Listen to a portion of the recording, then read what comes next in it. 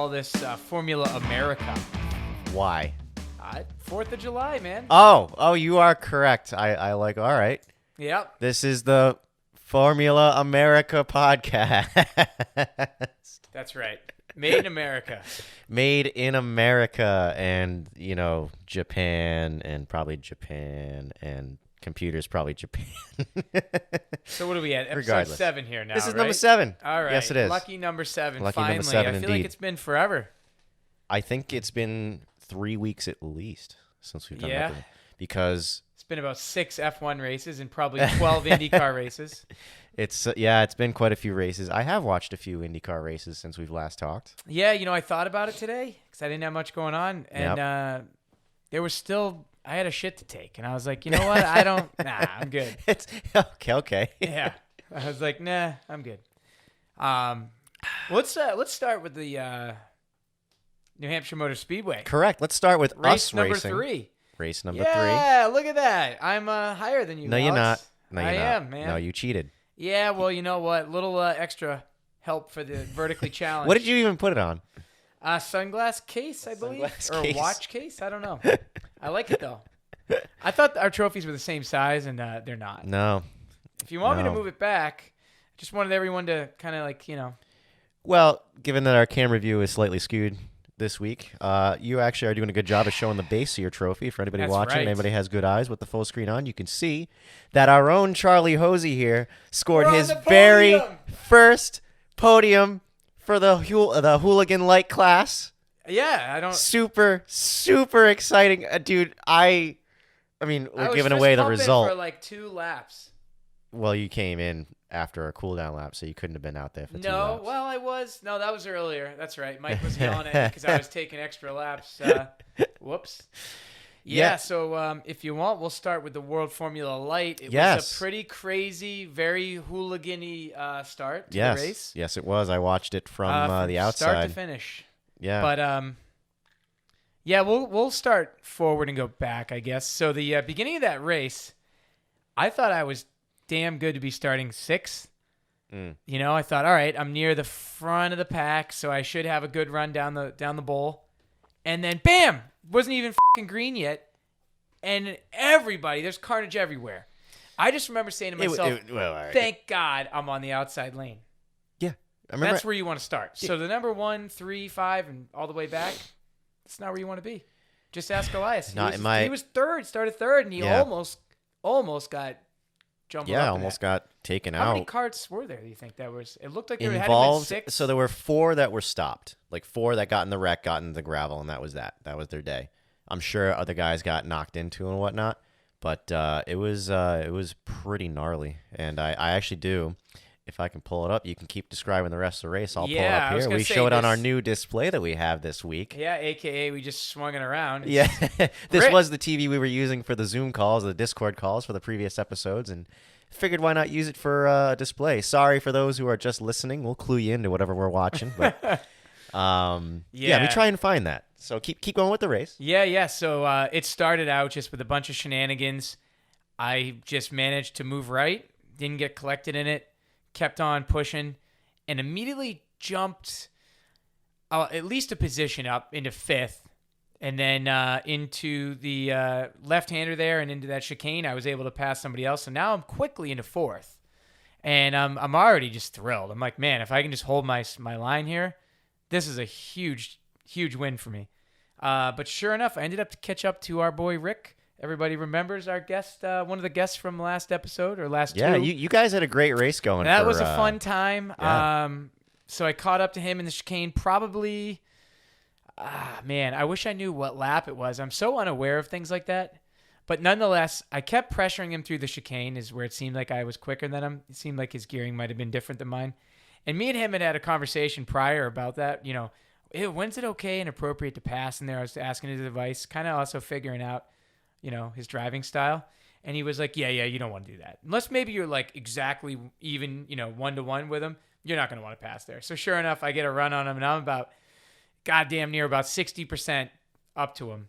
And we're coming into that chicane fast and furious. And I was like, damn, I know he's thinking about this conversation. We're both in each other's head right now. It was like Star Wars shit going on. We're both talking to each other. And sure enough, I backed out, lived to fight another day. But then the very next lap, I'm pretty sure I went in deep because I anticipated if he had broke early on me a little bit, it would have really caused a little bit of ruckus. But he didn't. He broke late. Yep. Now, I thought at first maybe I touched him, but no, nothing. He just locked him up, spun, and I just thankfully learned a bit from Kanan and didn't jam on the brakes or do anything stupid. I just swerved, went around him, and all of a sudden now I find myself in third, and I just remember thinking, oh, man, that's a perfect place for a roadblock right in the chicane. So I don't know. That's why I wish there was a good vantage of that. What happened after that? I did see Elias. Yeah, it was Elias took out his carburetor. He got collected in that a little bit. The two of them got together, and that's another video that I don't Yeah. know if I could find. I just struggled to find my own video there. I don't know if I can find Elias's quick enough. No, but it's But, crazy when you watch. He's got his video posted on YouTube, Yeah. and it's amazing how quickly it all happens because it's literally you can't even see it happen. I mean, all of a sudden you just see him going like entering the chicane, and then Yep. boom, he's backwards. Right, yeah, and so- drove right over him. He just drove right over his cart. I can't Yep. believe neither of them suffered anything worse than just I guess it chopped the or ripped the carburetor off of air Rick's- filter. or air filter. Okay. Yeah, and I'm not sure if it was Rick's cart because I was watching for that when the incident happened. You can still see Rick's air filter. I think it was Elias's air filter. Oh, okay. I also briefly heard of an air filter coming off because of the incident. So when I watched the video and I still saw Rick's on, I was like, oh, wait, maybe it was Elias's. Mm-hmm. Now, let's just I'm jumping ahead to the end of the race here. I'm in third at Sure, this yeah. point, but let's see the beginning here. Yes. So we've got the beginning, the chaos you'll see. Yes. I didn't even, when I watched this video back, I was like, I didn't even have a good run, really. I was very timid because I'm still, don't do what happened here, basically. Right. And yeah, let's roll the tape. Let's roll the tape. Listeners, just excuse us, but we'll describe what's happening here. Let me hit play on this guy. Oh my God, fire! Oh shit! Oh my God, he's on fire! Oh wait, no, wrong video. It's not what's happening.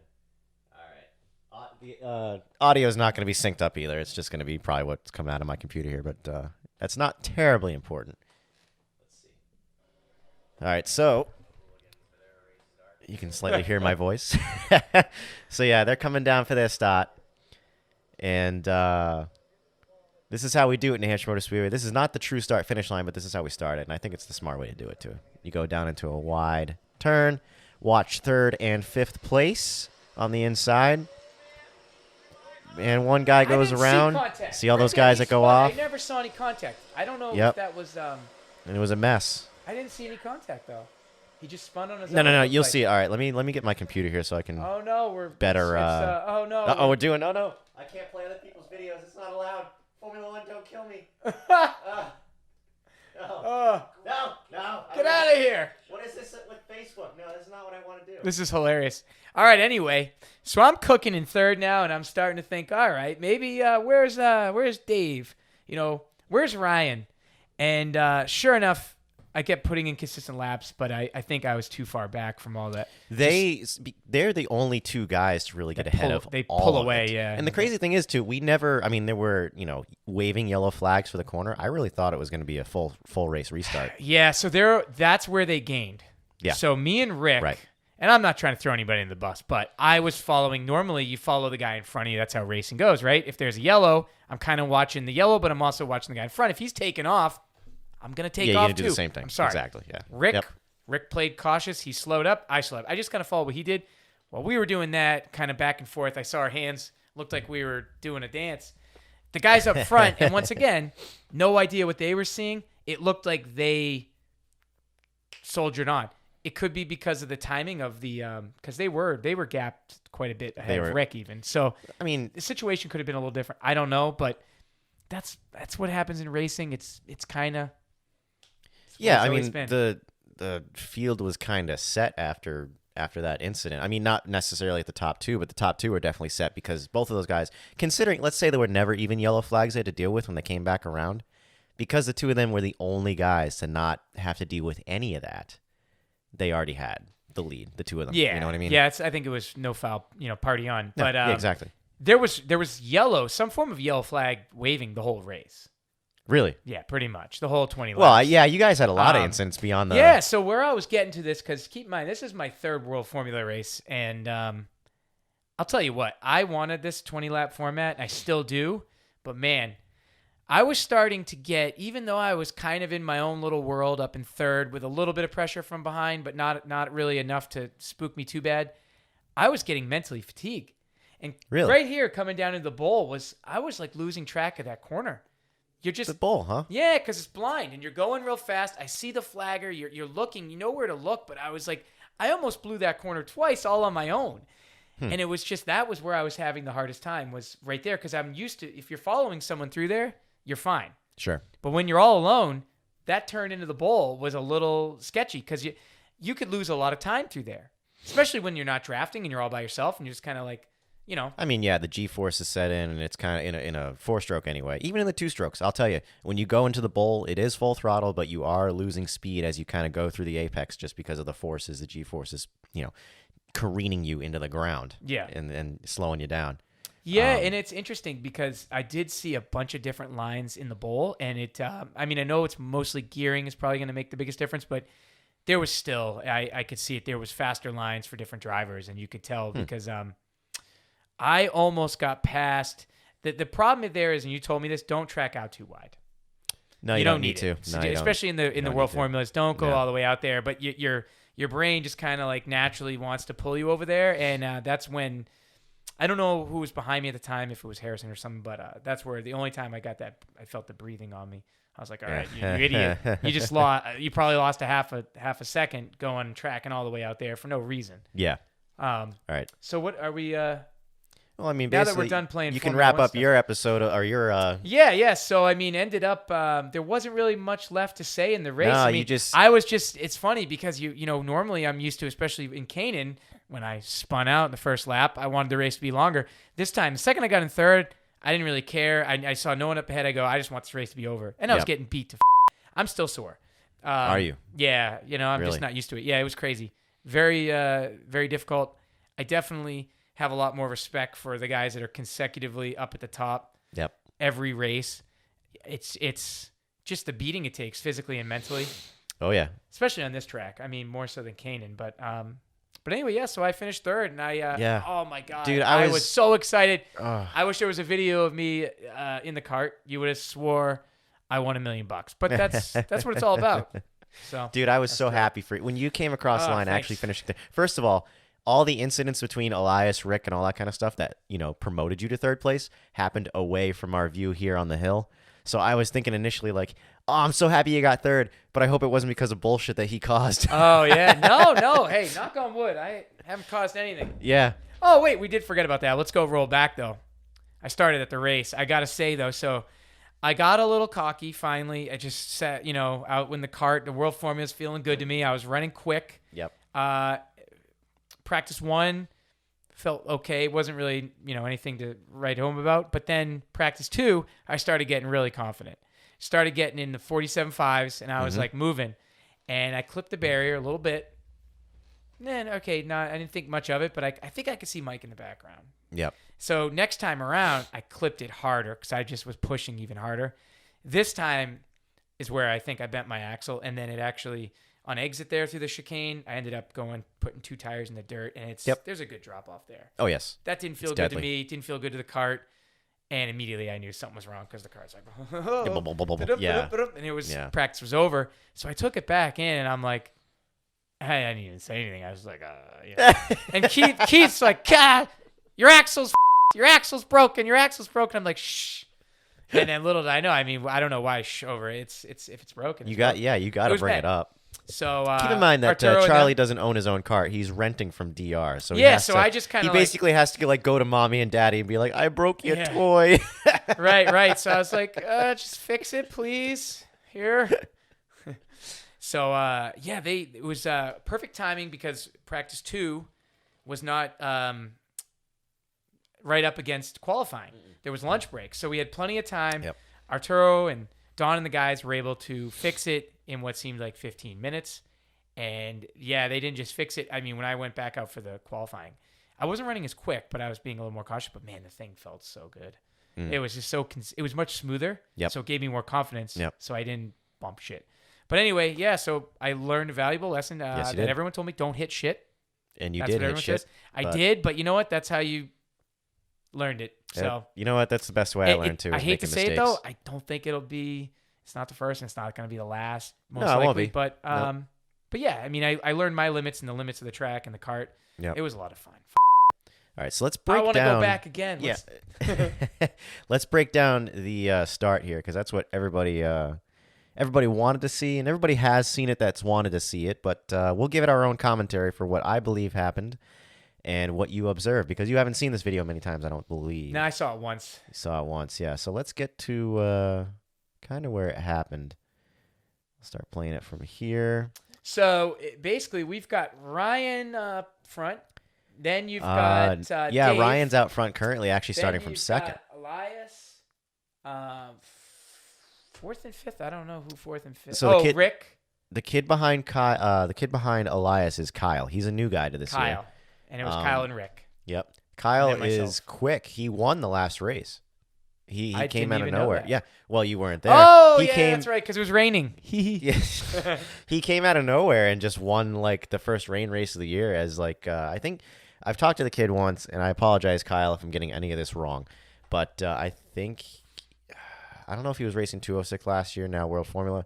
I know for sure he said something about racing in Chicago, so like he does have a racing past. Yeah, it's not like clearly. he's brand new to all this. So I mean, he started up at the front again. So Yeah, fifth place in the World Formula field. That's very respectable. yeah. I also Hugely I feel respectable. like everybody, the respect level at the whole club up there is great. You know, yeah. everyone is Oh, yeah. so helpful. Yeah. But at the same time, so competitive. There's no That's vendettas. what's awesome. No, but that's what's great. People will help each other. Yeah. But yet, everybody wants to win. Like I said, I mean, it's you know.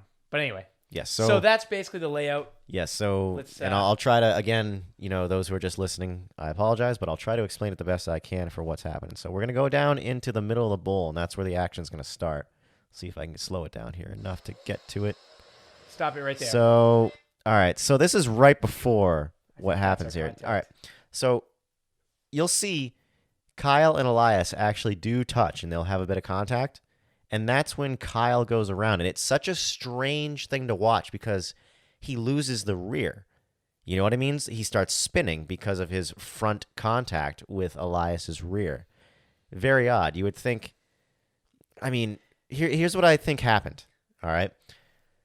And, you know, Kyle, you can write into formulahooligan@gmail.com to give us your input for what you think happened. But I've already read the Facebook comments as well for this video. What I think happened is, I think you'll see it where Elias's cart, the rear end of the cart, will get airborne slightly for a little bit. And I think what happened was, obviously because of that, Kyle's front end is under Elias's, which is putting all the weight and all the grip on his front tires, taking it away from the rear. Huh. And I think that's the only way I could see him starting to spin because of this. So we'll watch it again. You can see Kyle, who is on the inside behind Elias. Look at the jump. You can already see the great, like, I mean, the gap that's already being. The top two guys, yeah, they were dialed in that day. So let's watch this. And Harrison, by the way, has a good run there. Look at, because this is me here. Yeah. Harrison's already got the run on the outside. Yep. I don't Both know of you how I guys held did a him great off. job. Yeah, you we held kept him it off, clean. and you did a great job avoiding it. Good racing. Um, The spun already took place. the spin's already taken place, but you can see. I mean, we'll go back. I'll try to go back a few What is seconds this to get right to here? Is that a ghost? I'm just kidding, but it. I don't know the what you're hell? looking at. Watch. But, you know, Rich Hemingway, who was in this race, he thought that somebody came down on Kyle to cause him to spin. But you'll see, nobody hits him from the rear. Nobody hits him from the outside. It really is just the contact from Elias's bumper here. And Yeah. that's it. He's already starting to spin. Again, it's very odd to Oh, watch. you want to know what I'm thinking? What's that? Dude, he probably tapped the brakes. No, he didn't. No? I mean, No. you don't think? No, He was about to hit. There's like 30 comments on this video, and like 20 of them are from Elias and Kyle describing what they thought happened. And Kyle never says that he lifted, at least from what I've read, and maybe I'm messing that up. But I don't think he lifted. Elias was lifting quite a bit. If you watch, he said he was getting a little loose there. yeah, he which was is- getting a little out of shape. And if you watch his video I'm throughout surprised. the entry to the mid where this happens, he's feathering the throttle. If you find his YouTube video, it's at his fairing, so you can see his feet, and he's just kind of like, Yeah. I was wondering. Yeah, he was getting the out whole of it. the whole time he's just kind of like feathering the throttle through it, and By the way, No, there's no hard feelings between the two guys. Yeah, yeah, Kyle no, it's all admitted good. to being like, I'm falling too close. Elias was like, I probably should have been lifting. So it's all good. This is just a racing incident, but we're gonna. Yeah, it ended up pretty bad, but nobody was hurt. And Yeah, nobody's hurt. It's 4 carts out of the race at the very beginning, which sucks. But yeah, you can see the spin is already happening from contact just from his front I bumper think you on can Elias's actually see rear. my butthole puckering up right there. I mean, look at literally like. Yeah, I think I can see the whites of your eyes lighting up a Yeah. little bit more. Oh, yeah. So we'll get through this spin, and he'll start He collecting. yeah, you can already see. Look at the whole field. has Yeah, shifted moving up. way up the track. Yeah. I mean, that's what you got to do when you see something like that, But that's or these why- guys who are going to dive down the inside. That's the move. I don't know. The I don't- start of this race, awesome though. Yeah, and forgive me, I don't know these other guys that get collected out in the gravel. I You don't know, know. I've It's been tough out. to I've been tell. out of the World Formula League for all of like 3 races, and I already forget people. But, Well, also, this is not exactly 4K right here. I don't know. No, It it's looks like not. I we've know shot out this of a is this is potato crappy. X10. I know everybody who is watching on YouTube has to watch through my GoPro to this. I'll eventually figure out how to get it all digitally, done up and shit, but not today. You have to deal with my crappy production. But you'll see he'll go up and collect some guys, and it's not even the collection of who he hits. It's kind of other guys that are reacting that go out into the gravel. And then once you're out in the gravel, you're kind of screwed. You're not going to move your cart unless you get out of it. And the rule in the NHKA is that as soon as you get out of the seat, your race is done. I mean, it's So, probably a pretty good rule, right? It is. Yeah, I mean, it's, what else are you it's, gonna do? Have it's guys good enough. pulling their cart.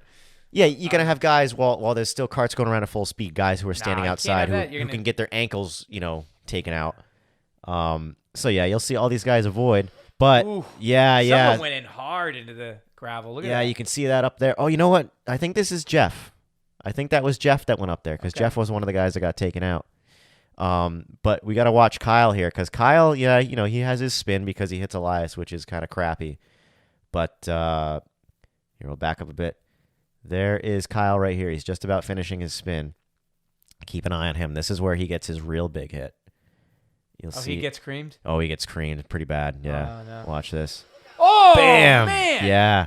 Oh, sorry for yelling into the mic. No, I did not it's, see that before.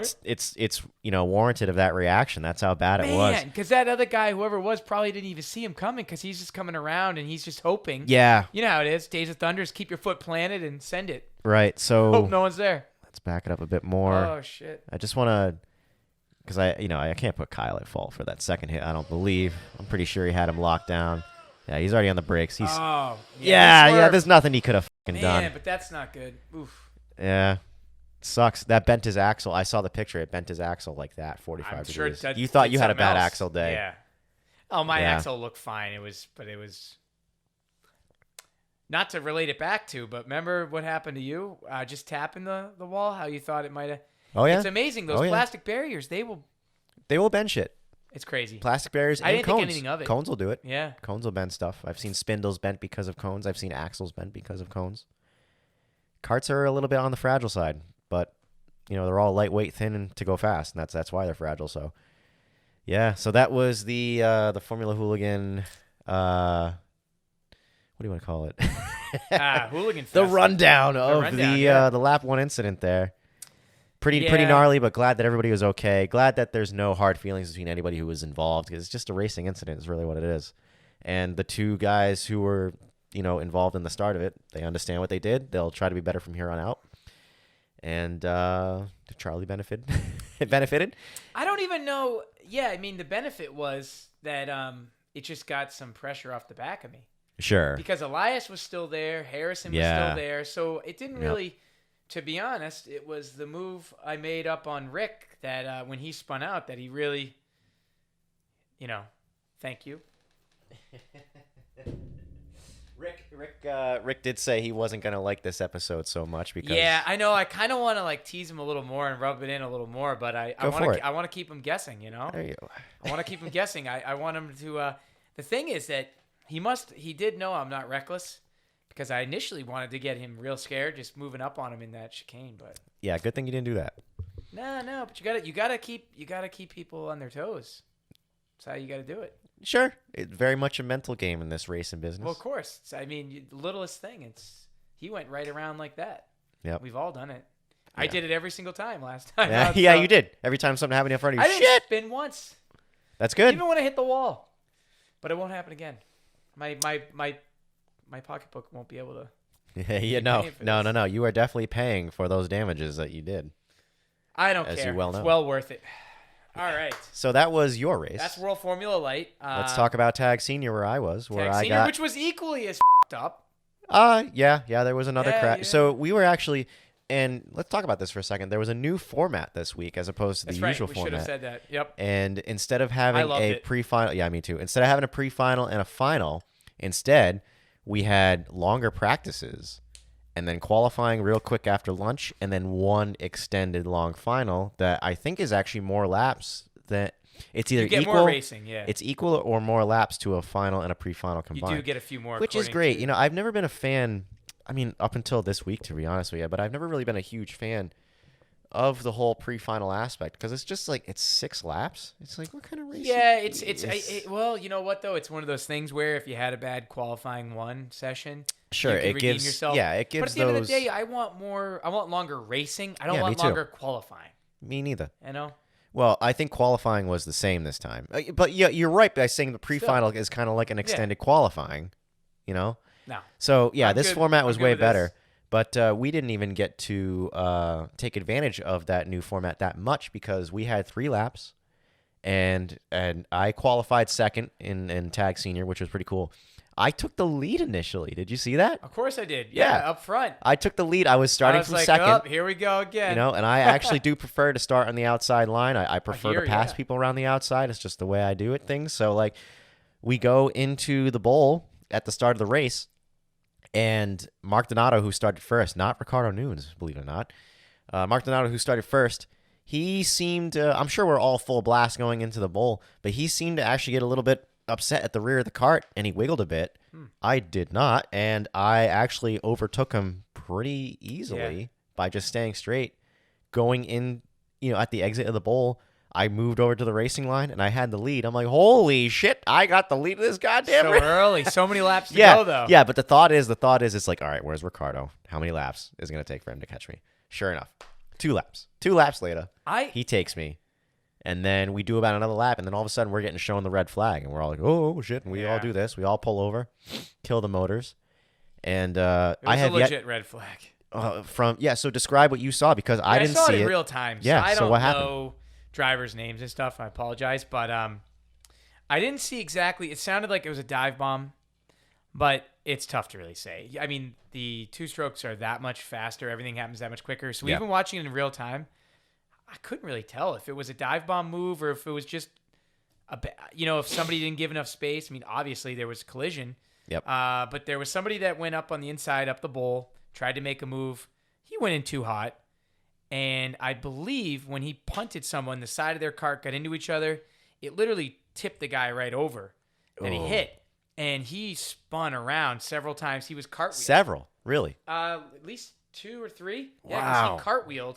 He was in his cart, but dangling, kind of like gravity, it was just weightless. Yeah. And he banged his head. I saw that, and I saw his arms do a handstand, but he ended up literally landing on his feet. Like one of those crazy accidents where you just, you go off the road and you get ejected from your freaking pickup truck.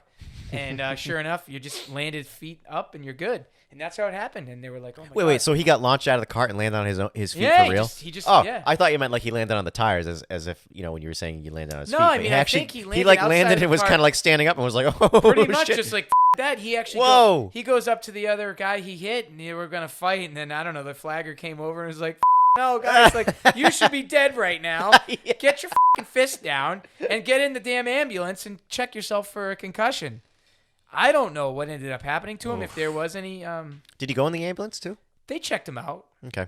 I know everybody makes a big deal about that. I remember at X1, I used to be like, it's the best track. And everyone's like, it's not safe. I'm like, who cares? Well, here you go. There you care when now. You have examples like this, you do care, yeah. So I was glad they were there to check him right out, but I think he was fine. And the carts looked, the one that did the hitting, that didn't flip, still you would think would be so damaged. She ended up kept going. So join the rest of us? Yeah, it was crazy that bad looking of an accident ended up not being that big of a deal. Yep. So I don't know. It'd be nice if you could say, it's the testament of all the safety measures put into these carts, but there is none.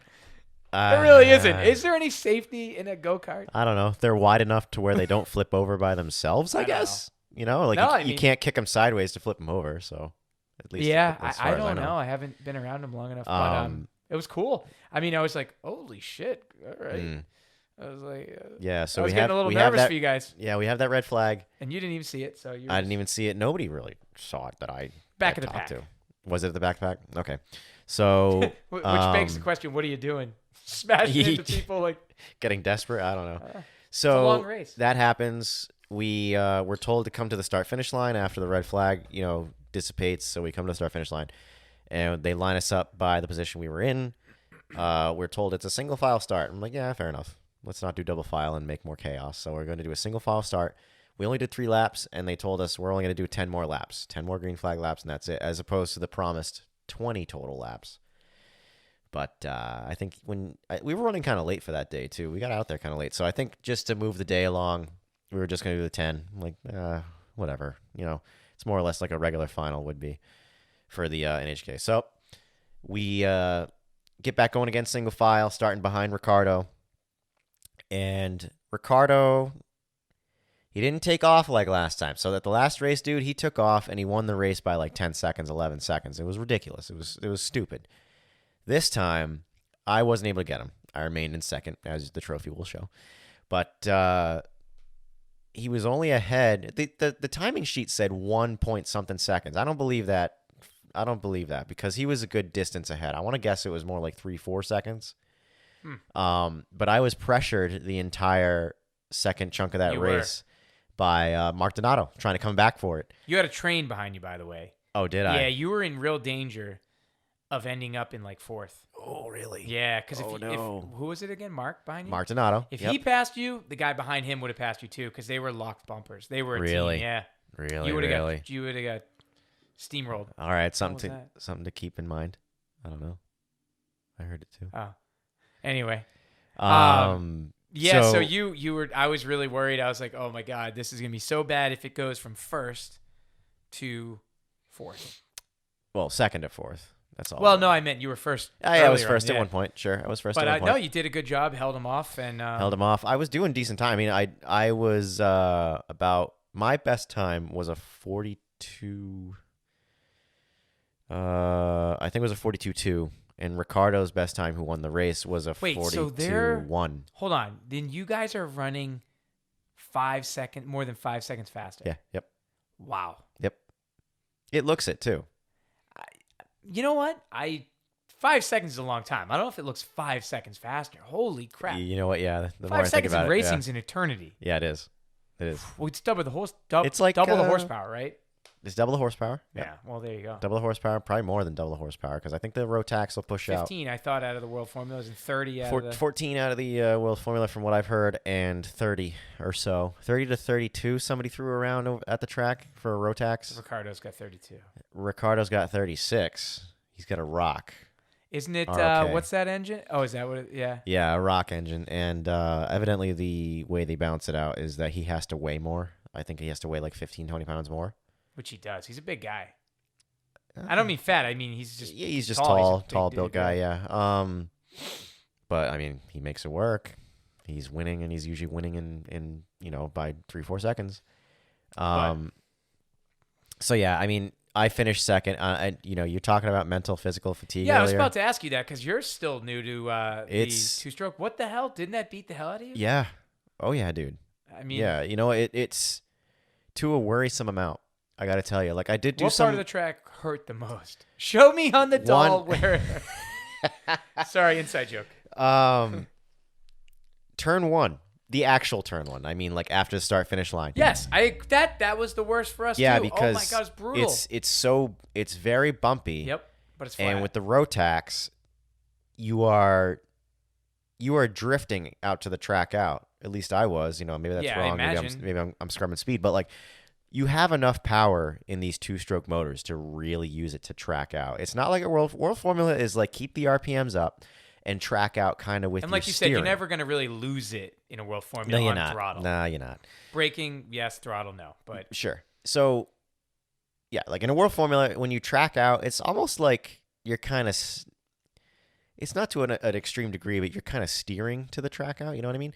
With a 2-stroke, your throttle and your speed is carrying you to the exit. Gotcha. It's really nuts. And going through all those bumps, because it was like a quick lift and then back on the throttle, getting as close to that inside barrier as possible, But and so then tracking as you get towards right, the wall. and then tracking all the way Then there's out. that bump too, right before the pavement changes. You Correct. gotta kind of go around it. You do, yes. So it was basically tracking out all the way to the exit, but like the entire time you're using the throttle. You're off the throttle here. No, you're on the throttle, tracking all the way out, and the cart is kind of losing it because you're going over all the bumps. You're trying to just hold on to the steering wheel so that you don't let the bumps overcome what's going on through the front, the front axle there.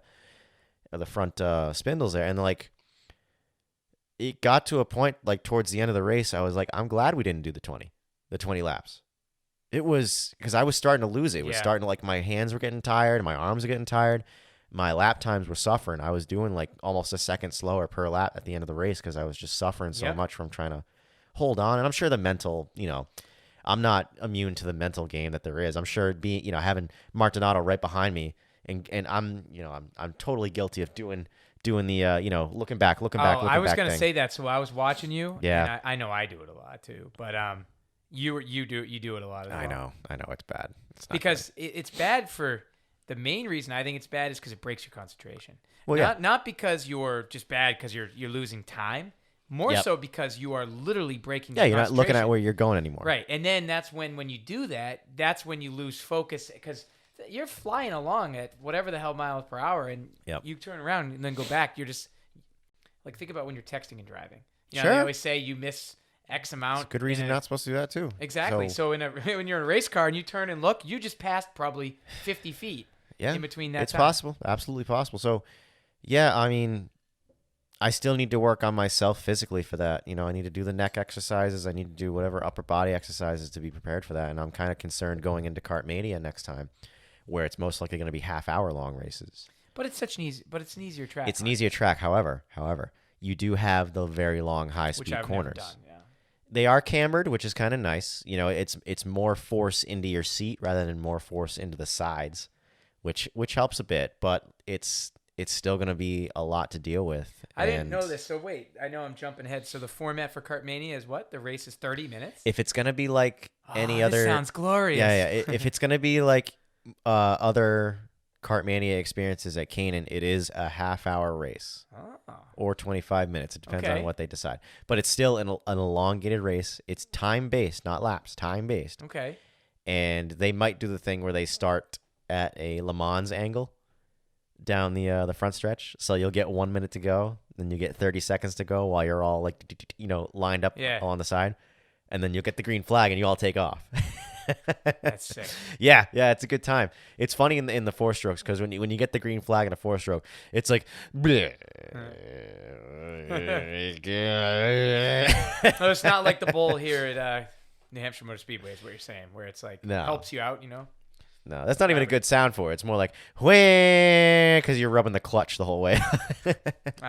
But I'm sure it'll be a little bit quicker in the 2-strokes. Hey, easy on the 4-stroke jokes. Still feels fast. No, to me. I'm not doing jokes. I'm just stating fast. the facts. I don't care what you drive too. It's like any of these carts, man. They are fast. Oh yeah, like stupid. Well, fast. For a good example is I've seen a video of a spec Miata, not a spec Miata, but a Miata, and I know around Miatas Canaan probably going. Yes, Miatas aren't the fastest cars out there, but they do handle like hell, and so Canaan's kind of a perfect track for them.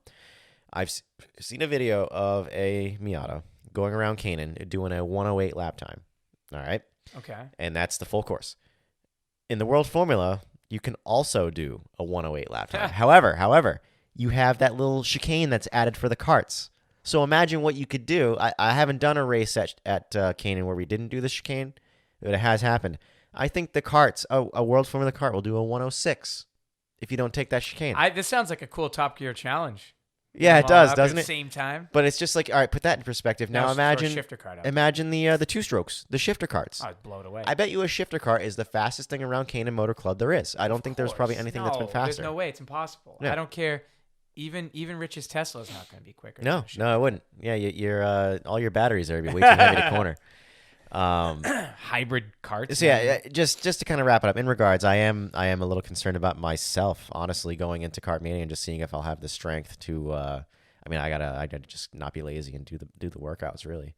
But like you said, it's not as crazy as New Hampshire Motor Speedway with the bumps and. No, do you want to know what's funny? I forgot to mention during my race, and it went away thankfully.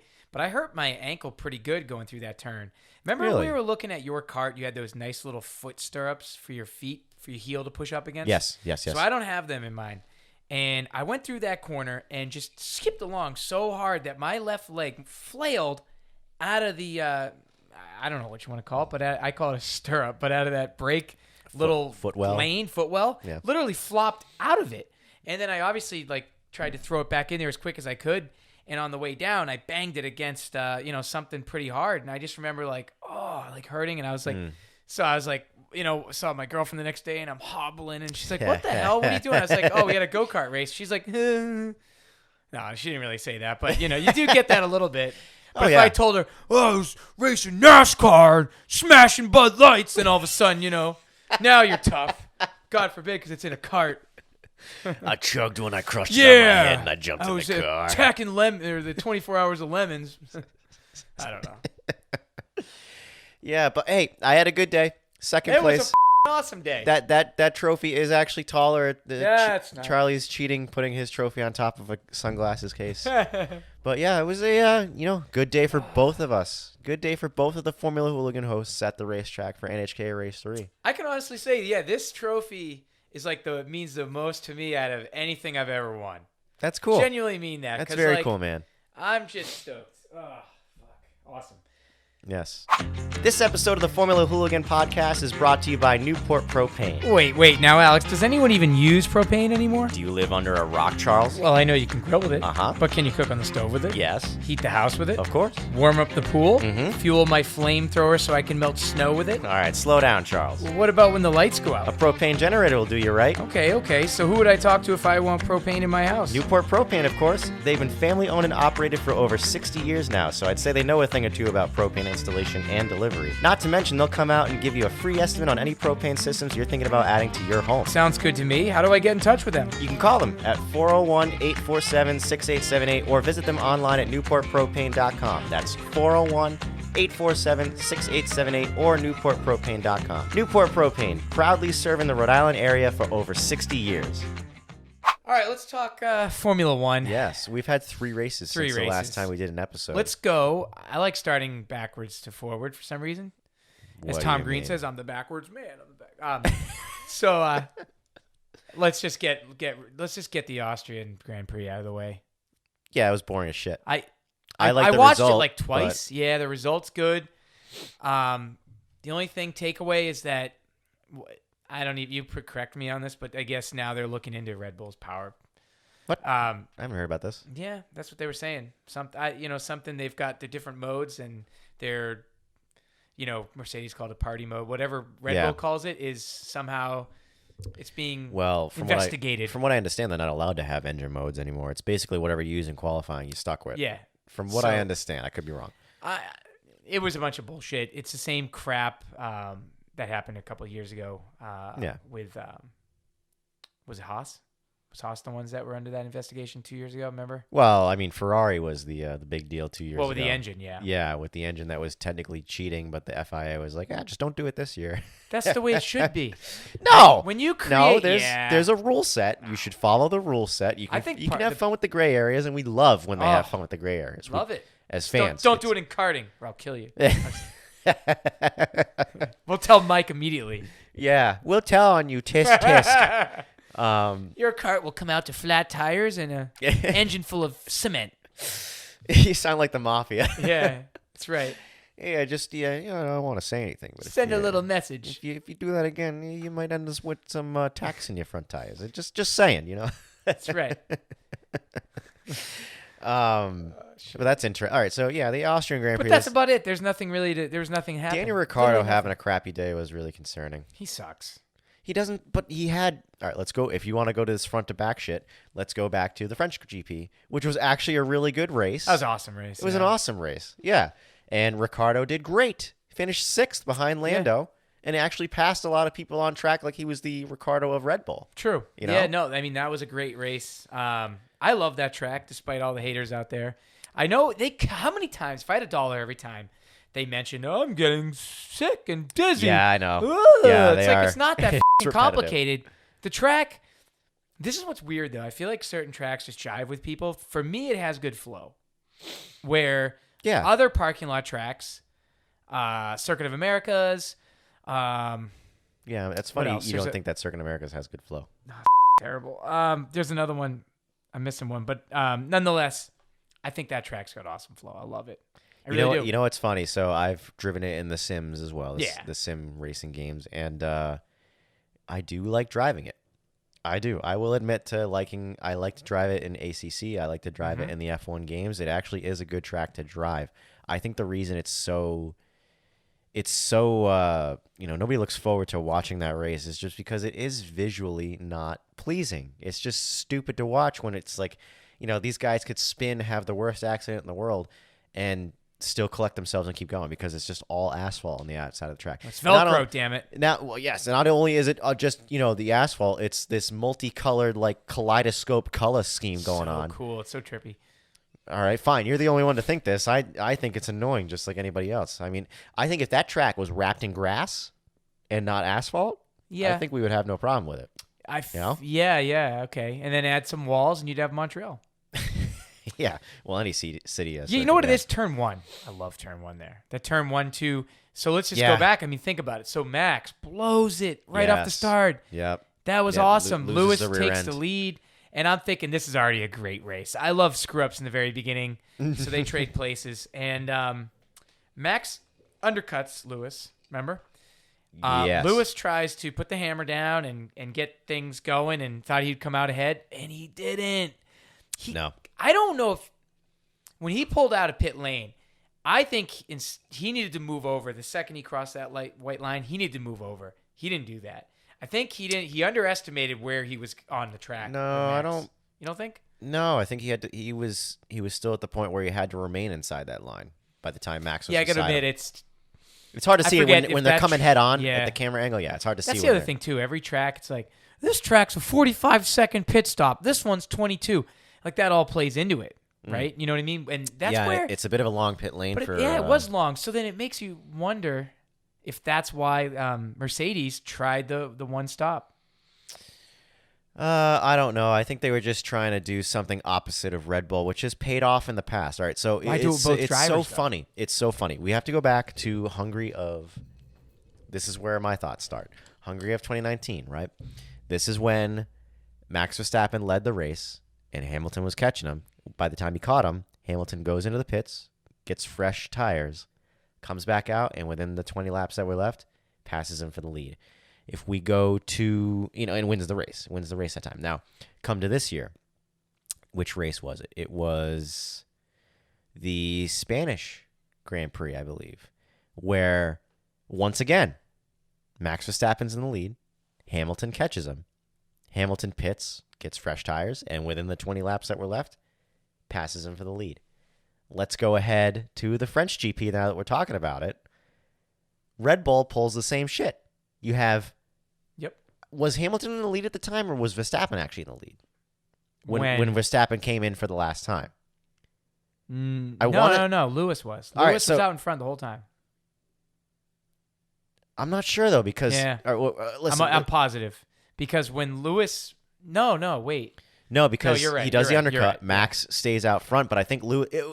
So it was Lewis and Valtteri were like both charging after Max and staying right with him for quite some time in the middle of the race. Excuse me. You're right. So now Red Bull pulls that tactic where they come in when there's about 20 laps to go, come back out, and then Max comes up. He takes his own teammate first, Perez, takes Valtteri, and then with 2 laps to go, takes Hamilton. So Red Bull learned. I don't know why they didn't do this in Spain where they covered off the pit stop that Hamilton did at that time. But they learned, and they did it this time where they were like, let's try this. Let's come in for a fresh set of tires that are going to be 20 laps younger than the rest of them. Or, whatever the math logic is. And it worked. He comes back when Lewis Hamilton's tires are dead. I mean, for real. I know Lewis Hamilton thinks within 2 laps of the race that his tires are dead, but they actually were. That's true. And Hamilton loses with 2 laps to go and gets the advantage. Now, it couldn't have been any better. I mean, it came down to the last lap. Came down to 2 laps to go. You even had Checo, challenging. Checo is so impressive because he didn't do that. He actually stayed with the 1 stop and still managed. He goes third. Longer. Yeah, no, yes, he did manage third. I'm sorry, I'm thinking of Austria, but yes, he did manage third. He goes longer than Max, does the 1 stop, comes back out in 4th place, or in 3rd place, I'm sorry, gets passed by Max eventually, but then catches up to Valtteri, who also did the 1 stop, and passes him no problem. Well, Valtteri was pissed. Yes, he let him by, and he also let Max by. I don't think he let him. He might have let Max by. Yeah. He might have let Max by, and I actually listened Because to he was another pissed, podcast. right? Well, I mean, Probably it's like, go get him. Yeah, exactly. Think about where his head is. He's like, well, if Lewis keeps doing well, I don't look so good. So what if I have this other guy come around and try to pass him for me? Oh, for sure. And bring him down a bit. Bottas has not been as good of a teammate this season. No, I think he's starting to very, look a little bit like Vettel. Not he's early got more, signs of Vettel. He's got more rage than Vettel, which is interesting. True. Maybe he's going to turn into Darth Vader out there. I think he's very much aware. I don't know. I hate to say this because it makes it like he's already given up, but I think he's aware that he's out of the running. He could be not only out of the running, but also out of a job next year. Yeah, but who would move over there? I mean, Russell, I guess George Russell. It has to be. It has to be George Russell. And I'm not saying that because I know something or that's what's been announced or anything. I'm just saying that that's the way it should be. Russell needs to inherit the 2nd seat at Mercedes. I just think that Formula 1 is such a mental sport. Oh yeah, absolutely. I'm bitching about I can't handle 10 laps in a go-kart. Yeah. I can imagine what these guys. It's true. Are Because you really think about it, it's all a snowball effect. Yep. Yeah, it's crazy, but I couldn't agree more with Checo. He's the one you root for, in my opinion, out there. He is finally breaking the not inconsistency, but just the disappointment mold that the second driver has been at Red Bull for the last 3 seasons, where the guy comes in, he can't do shit, and it's like, it's so funny with Pierre and with Alex Albon how Red Bull was like, we're just waiting for him to get used to it. We still believe in him, and like, no, but finally. Sergio Perez comes around, who has 10 years experience in the sport, probably more at this point. And not only has he been a great teammate to Max Verstappen, who is clearly going to be the favorite in the team. It's not like Checo's going to come in first year and be the favorite. No.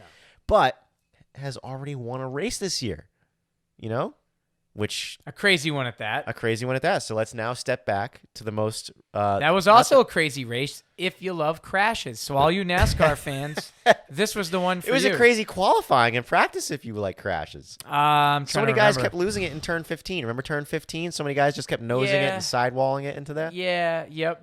Well, that's Baku you're talking about, right? Correct. Yeah. Yep. Typical. That's kind of what happens. Those streets. Yeah, but it was to a bit of an extreme. Especially, I mean, it was guys. Well, that was the week they were having all the tire problems. Yes, but no tire problems had arisen during the practice and qualifying. But it does make you wonder: was it only the hards that were having those tire degradation issues? Well, I mean, it's funny because you wouldn't think the hardest tire would have problems that would to last. Right. And here's the thing: so, yes, we have the first guy to have it happen to is Lance Stroll. Lance Stroll in the race. Yeah, I think he was running a decent position too. Yeah, like 7th or something. He comes out of the last 2 corners there, and if you watch the video, you can see a point where all of a sudden his wheel is cocked 45 degrees because the tire went, spins into the wall. It's a big accident. Could have killed somebody, really. Especially Max's crash. Yeah, Max's crash was time for them to step up to get a real tire manufacturer. I mean, Pirellis are shit. Sorry. I mean, it's so, it's funny. I've heard the bitching of Pirelli in Formula 1, but I was a NASCAR fan first, dude, and I heard plenty of bitching about the good years in NASCAR, and it's like, I think I've even heard some bitching about Firestone in IndyCar, and it's like, it must be difficult to make a race tire, because here's the thing. Yeah, I'm sure any top-tier manufacturer can make a tire that will last forever. But that's not what motorsport is about, and that's not the goal with a motorsports Right. tire. They purposely design them to fail. Correct. Basically. Well, prematurely wear. to wear. They design them to degrade to cause strategy during the race, because it'd be no fun if you get a super grippy tire that just lasts the whole race and there's no tire or pit strategy. I mean, imagine that. Yeah. They kind of do that in a sense with the hardest tires anyway. If there was no rule that you had to switch to a different tire, they might try races Just on not on that the one race, tire. clearly. Yeah, not that one race. Yeah. But it's more so. Correct me if I'm wrong. It wasn't so much about how many laps. It was temperature, wasn't it? The temperature got too hot, and that's what caused them to fail. I never read anything about so what maybe the pressures were too high or something. I don't know. I never read anything about what the cause was for the accidents. Pirelli initially was like, "Oh, it wasn't our fault." That's right. That statement they released was hilarious. Yeah. Well, we did anything. that. Why would Pirelli investigate their own problem first of all?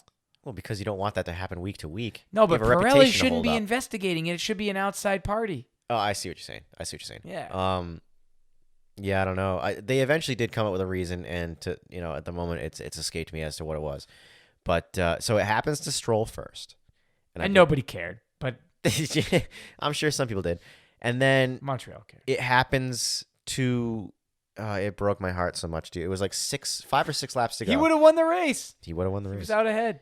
Absolutely. And he comes across the start-finish straight, and the same thing happens. It's a rear tire, the hard compound, on the blows. on the fastest part of the track. And kind of the crazy thing is like it happens. It's pretty violent. He stops. He's fine though. And you get the yellow flags, the waving yellows for the sector, for the corner, the straight, whatever it might be. But it was obviously a safety car incident. And they didn't call a safety car for what I would think was like a good 30 seconds, which means. So going back to what we were talking about with karting, where like you go through a yellow flag situation, it's like, well, what is the guy ahead of me going to do when he's going through this yellow flag? Is he going to keep just speeding away? Is he going to actually slow down? And the same thing exactly was happening, where plenty of guys. Wait, in Formula One, don't they? You have to maintain a gap. So like, No. They don't No. compute. They don't electronically keep track of Only that? under virtual safety car and safety car situations, but not through Okay. waving yellow flags. Waving the yellow flags, you just have to show that you've slowed down at all, which means you have to show that you've slowed down a tenth.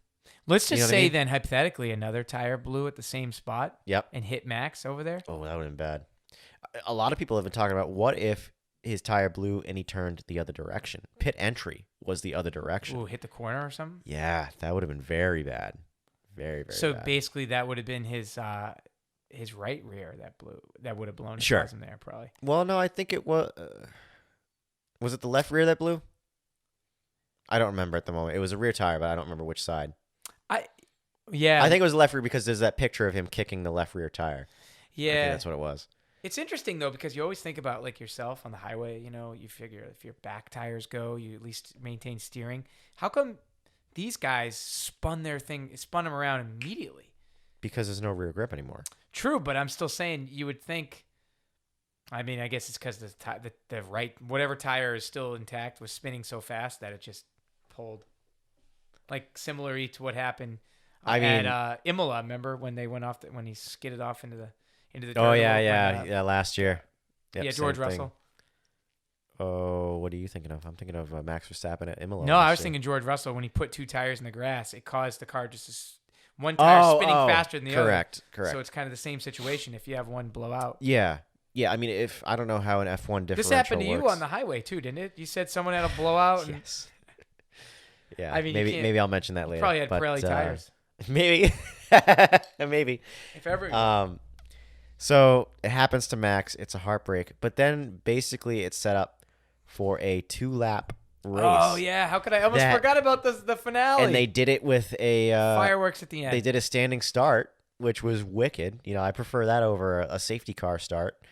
Love and it was kind of funny because, given the conditions of what happened, it was a safety car, but then it turned into a red flag. It could have stayed a safety car. However, there is the radio message you heard from Red Bull to Michael Massey of the FIA saying like, hey, we had zero warning that blowout was going to happen. Right. It might be fair to bring the red flag up to let the other teams change out of the hard tire and put on fresher tires because it might happen again, which is fair enough. And I like that Safety call. issue. Yeah.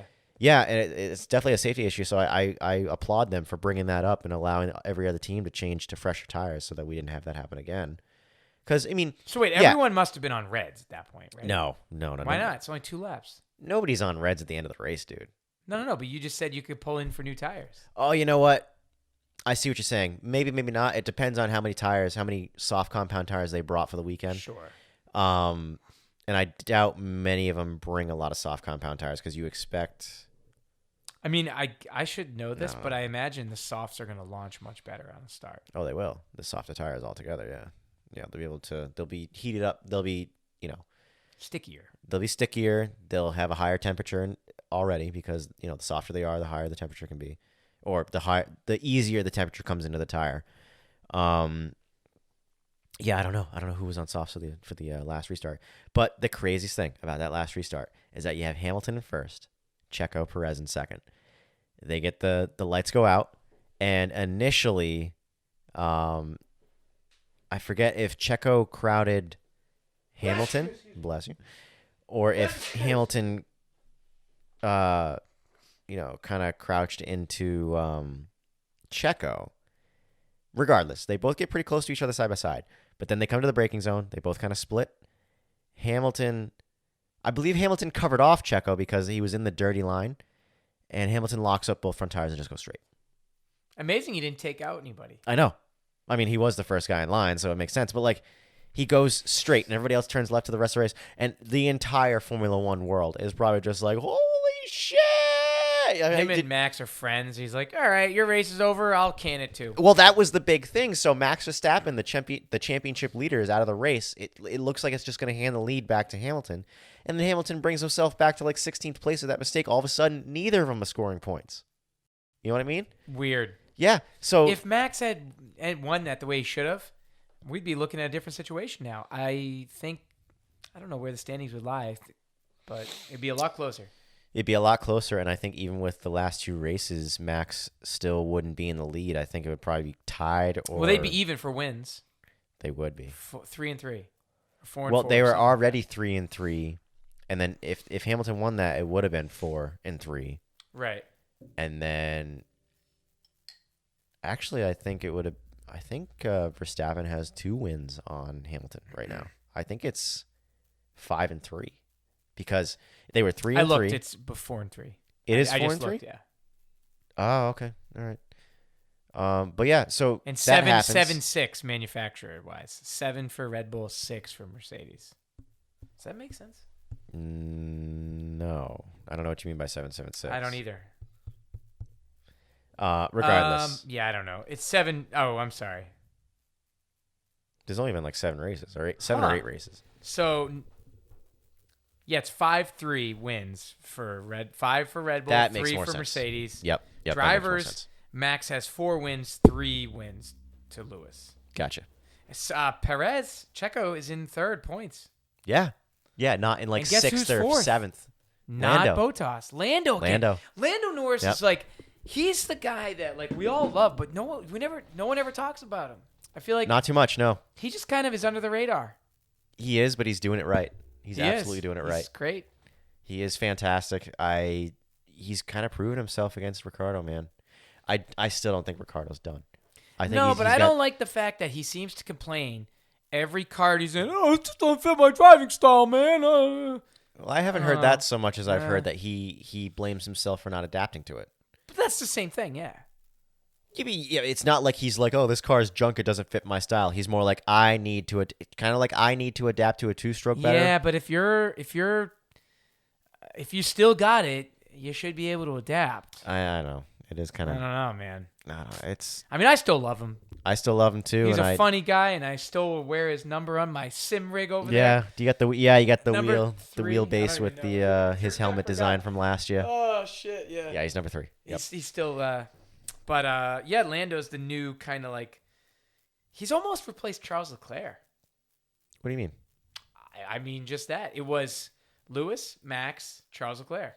Now, this year it's Max and Lewis. Yep. And then Lando. I would say in 2018 sorry, 2019 is when that order made sense because that's when Leclerc was kicking ass Won against Monza and all that. Yes, he won Monza. And then you couldn't really see much of that in 2020 just because the Ferrari was a garbage car. I mean, Yeah. So Yeah, it would be nice to see Ferrari. It would be nice to see a three manufacturer race. Yeah, I mean, I haven't. Right now, at least we're getting two. It's better than usual. It is. Yeah, it's not like Mercedes is the clear winner and they're gonna just give a few races to Red Bull. That's kind of what it's been the last few years. I almost feel like Mercedes is tired of it. No, they can't be tired of it. No, when I say tired of it, I mean it's just natural. When you're not as hungry for something, you pull back a little bit. Red Bull's hungry. They're gonna win it this year. I don't think you don't it's think they will? You still well, think? all right, no. We need to make let me back up to more of your thoughts here.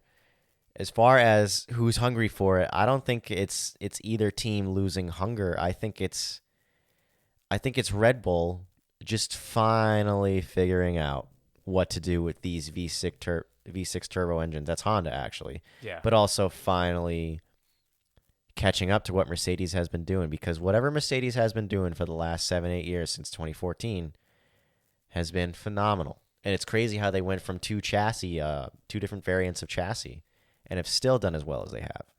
I think they're finally catching on to what they're doing. And it might have been, if I were to guess Mercedes has a fault, it's probably just complacency. That's what I mean. Like, yeah. Oh, we're we do this every year. We're doing great. We'll just keep doing more of the same. And yet, maybe Red Bull is doing more of what they're doing, but also something a little bit different because they're obviously quicker. And it, like I said, it's a bit of a Honda thing too. Honda finally has their motor in tune. I mean, it wasn't that the Red Bull had the best chassis this weekend. It's debatable whether or not they did.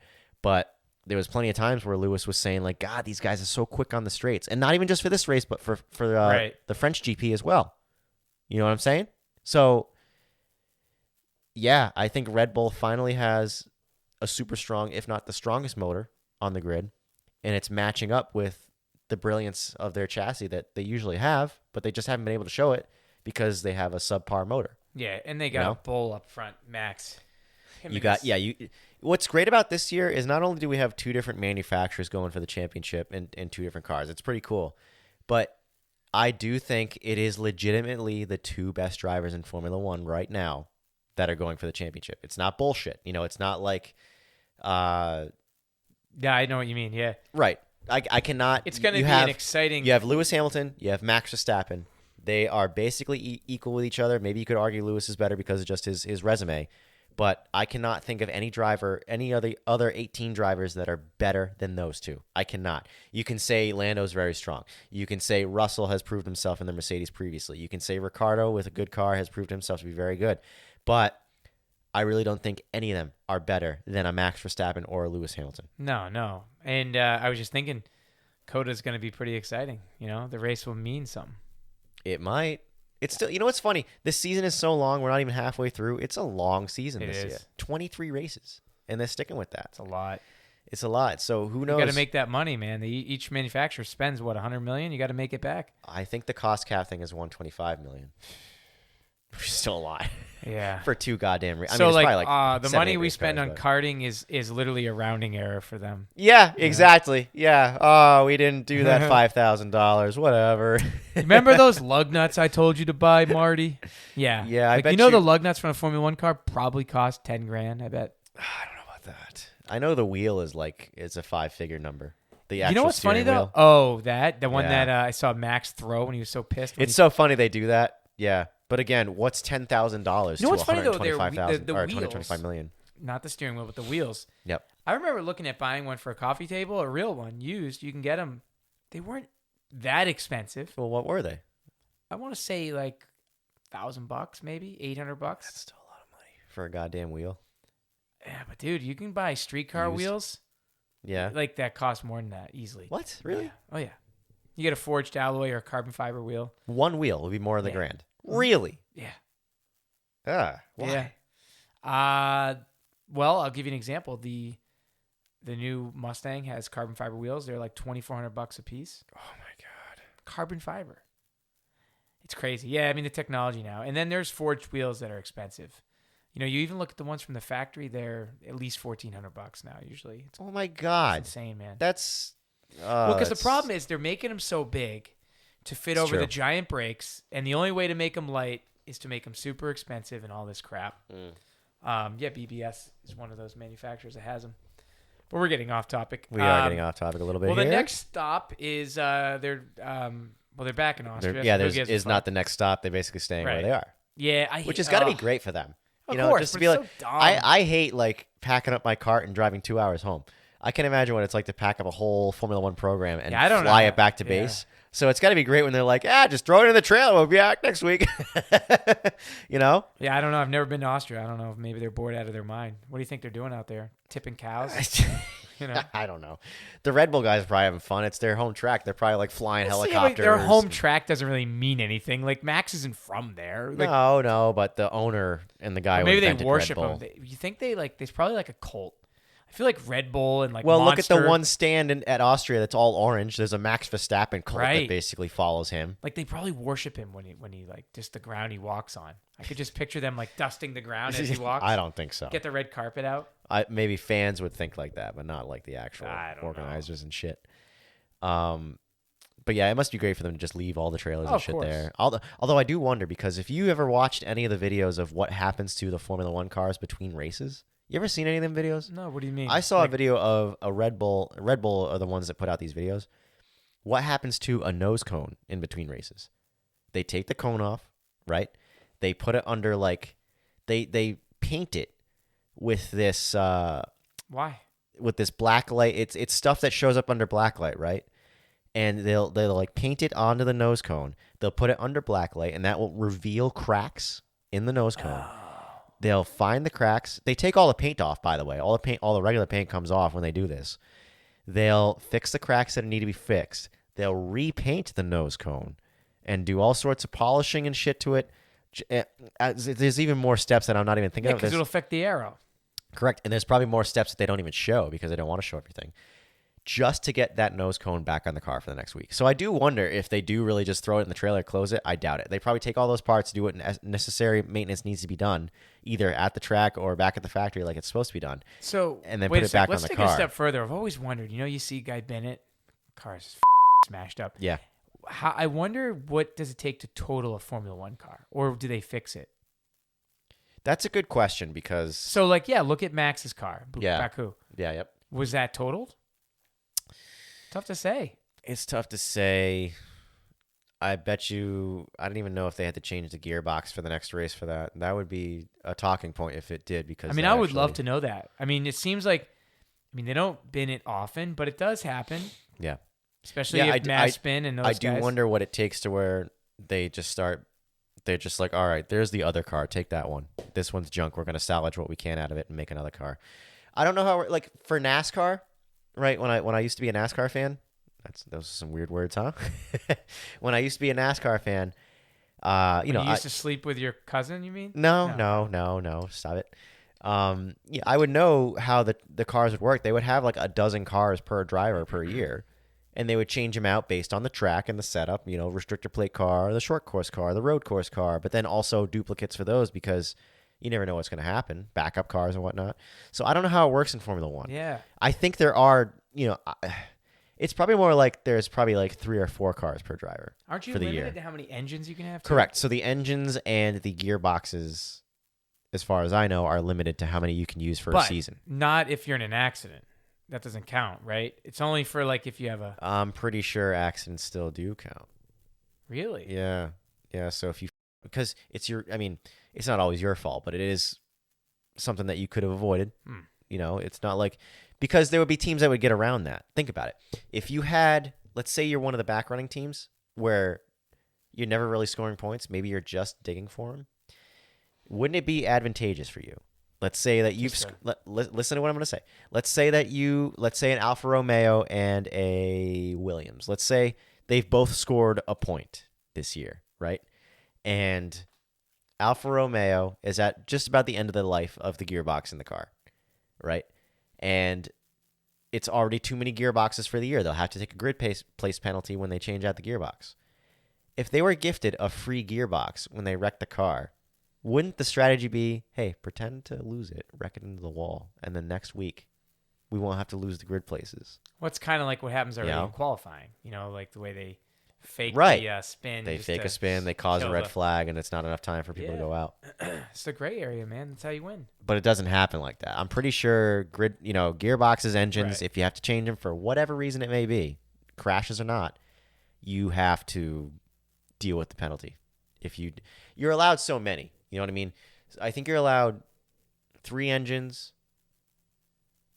and 2 gearboxes. It's not a lot. So once you cross over the 2 or the 3 threshold, that's when you start getting penalties. But I mean, let's say you wreck it in the first race, all of a sudden you're on your second gearbox. I mean, you're going to get penalized at some point during the season. There's no way to avoid it, So yeah, I think it is, no matter what happens, you have to just deal with the regulations. But as far as cars go, I think all chassis, wings, all that shit, it's fair game. It's however many you can afford to build for the year. Change them out as much as you want. I could be totally wrong. I mean, if anyone you want to write into, I haven't really pressed this since we've done it, but we do have an email now. It is formulahooligan@gmail.com. I'm pretty sure. Where's my phone? I That's could pretty check that cool. for real. I didn't even know this. I think I made an announcement on Facebook. I don't even know where my phone is to check. It might be Formula Hooligan, or it might be formulahooliganpodcast@gmail.com. But you can write into us and write us comments, write us corrections, bitch about what we do if you want to. You could write anonymously and Right, say really yeah. mean stuff, or Create a fake Gmail and write into us saying that how much you hate the show. Well, we might read it on the show. And actually, we did get one. We've had one person write in so far. One person, which we'll come back to after we finish this discussion. But yeah, I think it's fair game. You can build however many cars that you can afford for the year and change them out as you want. It's just the engines and the gearbox that you're restricted for how many you can have for the year.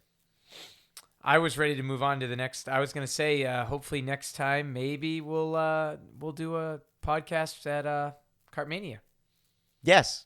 That's the goal. That's the goal. I was No going to keep it a bit of a guarantees. secret, but you've blown it away. So if you are going to Kartmania in 2 weeks' time, probably about a week and a half by the time this comes out, we are going to try to do an episode at the track, so long as the NHKA is okay with it and Kanan won't give a shit about it. I don't think they would.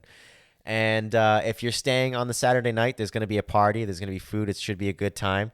We'll try to set ourselves up and do a live podcast. Maybe we'll get a third microphone in there. We'll have We people have come to. on. Yeah, we're gonna have to. Yeah, I mean, there's going to be like 5-10 of you standing around our little tent while we're doing it anyway. I mean, Yeah, might as well have you guys on. We'll put like "Change My Mind" sign banner, and Formula Hooligan. And it'll be good. Bring your glow sticks. I like the half track better than the full track. Change my mind. Yeah, exactly. That's true for the 4 strokes. I have yet to experience the full track and a 2-stroke. We'll see how that. I think that'll be awesome. Why not? I'll More power. I'll probably be touching 90 miles an hour. That's just crazy. Yes, it is. It's gonna be awesome. So the one question we did get from our email so far Is she was hot? from no, Oh. sorry. Yeah, sexy singles looking for you. Can you imagine? It was another sexy single, however, not of the female type. Shay Stanley, the guy who bought My World. You see that cart right there? He bought that one right there. It's not red and it doesn't say Newport Propane anymore. But he bought that go-kart from me and is now racing it in the World Formula Series this year. He's a rookie to the series. And his question to us was, how do you get out of a go-kart without looking like an idiot? I guess he struggles to get out of a go-kart without, stumbling or whatever, or looking bad. And I've thought about this, and I kind of paid attention to how I do it because, I don't know, I've done it like 50, 100 times now. I don't even know how I do it, but I paid attention this week. And basically what I do is you can use the seat. You can stand in the seat to get yourself out. So what I do more or less is I kind of I put one foot on the ground, and I will use the wheel to kind of help me up. But then my left foot, the second foot to come up off of the floor tray there, I'll put it into the seat. And then I'm standing up. I'm standing up on the ground within the seat, and then you just step off the seat. You're good. Yeah, so, my answer to that is when you're on the scales, picture that. You just kind of got one foot on the ground, or not on the ground, unless you're cheating. One on the seat and one on maybe the frame a little bit, For weighing in, yes, but he's the only talking thing I about... can say is, when you're getting out, what I do every now and then, and you don't want to do that, is don't bump the cable for the throttle and the brake too hard, because you could mess it up. Oh yeah, you don't want to step on any of your cables. You don't want Right. to step on a throttle or brake cable. So that's my only Yeah. thing. I don't really care how I look. Just is get up. is Ismar here yet? Has he walked through the door yet? I don't know. I've been hearing noises this whole podcast. I think I'm hearing ghosts. Hang on a sec. Ismar! Hello? No, I don't think he's here yet. No. I was going to have him come up and be like, hey, what do you think? You know, I what- just pulled myself up like this and then feet on the seat. Oh, interesting. Wow. Yeah. Really? I don't Yeah. think I can do that with the angle my seat's at. I got to fix that, by the way. Seat. I didn't think I would like it. It's very unnatural, like the way it feels just sitting there. But believe it or not, when you're driving, it feels great. So my seat is a different style. I'm way reclined. Way reclined, yep. Yeah, and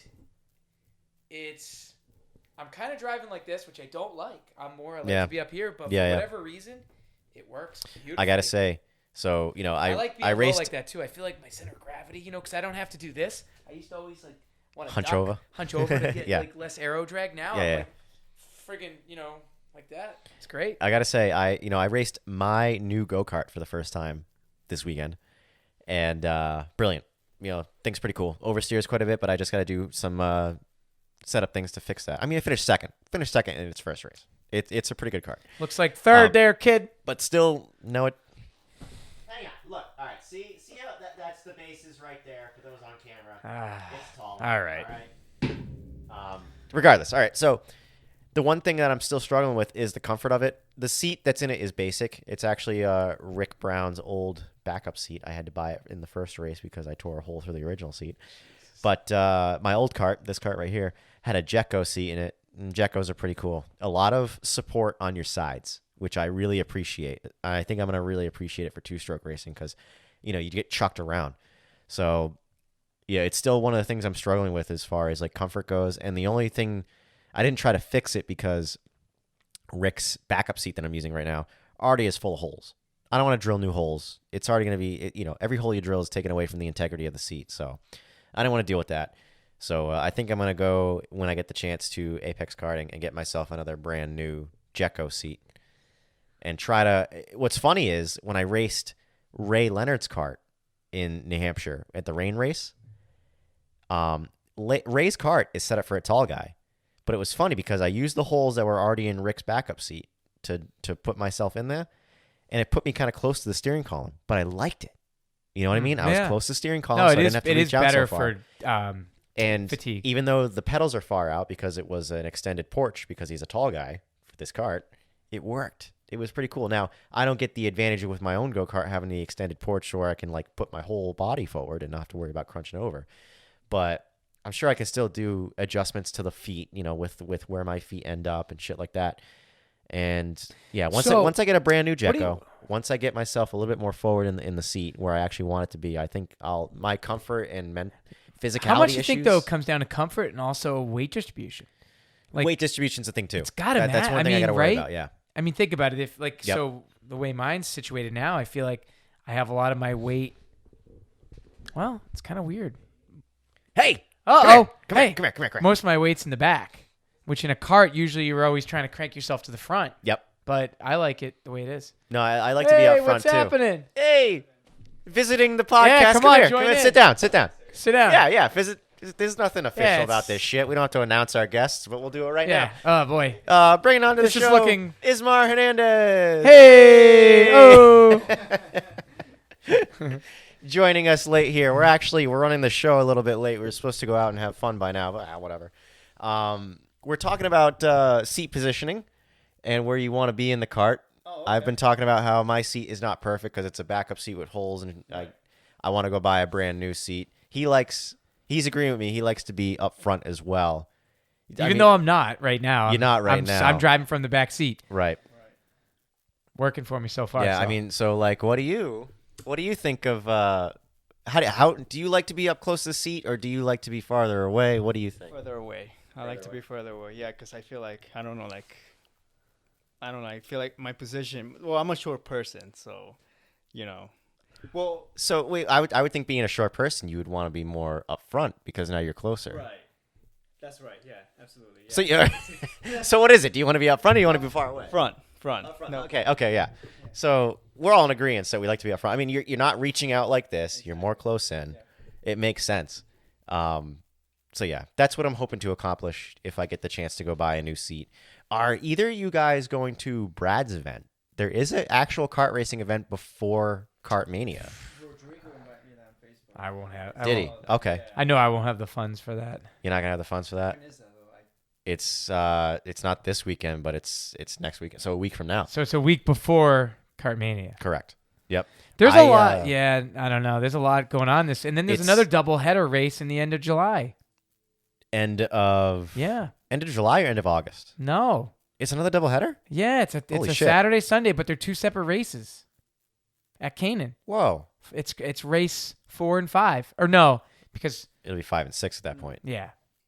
Yeah. So, Jesus Christ. Yeah, that's what I'm saying. I'm realize going to that. be broke. Well, all right, We so won't have a that's- place to do the podcast from. I'm going to get evicted. Yeah. So that's one of my so Brad's event, Power's going to run out. it is very tempting to go, and I do want to see how just like a non-NHKA event goes. Like, I don't know how I mean, you think he's going to follow the same format Is it at that we X1 do? Outdoors? No, it's at Canaan. I know, I'm joking. It's If at Canaan. One advantage, we were talking about how the guys in Austria can just leave their trailers where they are for the week because they're coming back. You can do the same at Canaan. I mean, you don't have to worry about it because you don't transport shit. Whoop-de-doo. Yeah. But, yeah, if you go to Brad's event this weekend, from what I understand, you can leave your cart and trailer at the track the whole week and just come back to it when it comes to Kart Mania. That's kind of neat. Good to know. I'm going my to hire a attendance- bunch of guys to bunch of spare truckers steal all these go-karts. So my attendance is questionable because it's going to be a lot of money for the month, but I also have other things going on. Yeah, I mean it is in my life. summertime. There's other stuff to do. When are you gonna play some music? What the? I might be buying a house soon. Oh shit! All right. Yeah, so I kind of need the time to actually look at houses and whatnot. I don't know. Yeah, good luck with that, man. I was I looking. know, Prices I are like. know. I know, but I've been saving for a while. I have the money to do it. Rates Hey, are man. low. Insurance Yeah, rates are not low. insurance Just rates, but, just buy right and you'll be good. yeah. Well, no, it's nothing specific yet. I got pre-approved for prices and whatnot, so it's just I need to put in the effort to actually go look at stuff, like actually go That's cool. and look at stuff. Party hard. Yeah, I'm gonna have you we're guys. gonna over. have two places to crash at now. Yeah, exactly. I'm looking in this area, man. Nice. Because that's where the prices make the most sense. Back in Newport and Middletown, where I live right now, it doesn't make any sense. Any houses, let me know what you see. Yeah, you know what we Yeah. should do? We should go. We'll move in together at the new development over there. Not together like in the same unit, but you know what I mean. Yeah. Oh, So, that'd be sick. Yeah, I need to spend my time and money doing other things, and I think that's why I probably will not attend Brad's event. I do wish him the best of luck with the event. I think it should be fun, and I hope that those who do go have a great time, and you get the advantage of leaving your shit there for the week, which is pretty cool. So Yeah. Brad's event, if you can still sign up, I don't even know what the cutoff was to sign up for it. Is maybe still open. Go ahead and sign up. By the time this comes out, maybe it still will be open to sign up. I'm not sure. But the week after that will be Kart Mania, which you're questionable. My only questionableness is just money. Yes. It's just money. Yeah. I mean, whatever. You can't die. You can't. Whatever. It's time to go drink more. Yeah, Ismar, do you think you'll be going? Nah, I don't think so. Oh. What do you I mean? gotta pay you for the tickets for the Austin tickets. Oh, I mean, that is true. I still So, gotta pay you for that too. We recently, I recently About purchased $7,000 worth of tickets. I know. The Hooligan crew has confirmed that we are going to Austin this year. We just bought the tickets. Unfortunately, because you would think we're 5-6 months out from the race, you'd be plenty of time to buy tickets for a good price, and it was not. So the tickets were very, very, very pricey. It was more than twice the price for the Montreal tickets we usually get. Now we have to consider flying out there. We do have a credit for Airbnb that we were supposed to use for 2020 for the Montreal Not race. gonna help us here. It's not going to help us because most of the Airbnbs And we're still in waiting for Austin- money from Formula One for Montreal. Yeah, I know. We haven't been refunded our money from Montreal 2020. So, So yeah. yeah, it's a lot of money. I can understand why. But I'll be thrilled. My goal is to make it to Kartmania. Yeah, hopefully you can. I mean, if you can't make it as a driver, It's called Kartmania. How could you not go? you should try to come up as a helper or a guest of one of us. Yeah, we're planning on if I'm there, we're definitely gonna do a I mean, each driver is allowed to bring 3 people. yeah. I could pick you up easy and go. You know what I mean? So, like, I know it'll probably kill you to not be in the driver's seat, but you'll still be there. For Saturday night, there's supposed to be a good party Saturday night, as we were saying. And you missed it earlier, but we are going to try to do a show, a Formula Hooligan show overnight, Saturday night. Yeah.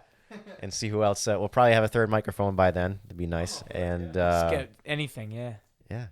That'd be awesome. So that's our near All future right. plans. But I think it's about time we wrap it up. We're supposed to be doing other things socially beyond racing talk. So I'm Alex Gomes. You are Charlie Hosey, and And I our- got third. Yeah, motherfuckers! Sorry. Good job, Charlie. I forgot to correct you. Oh, yeah, thanks. and our late visitor.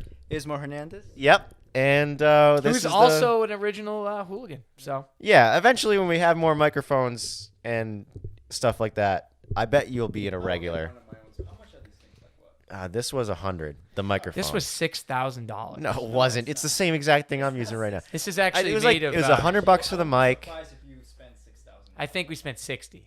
Oh, 60.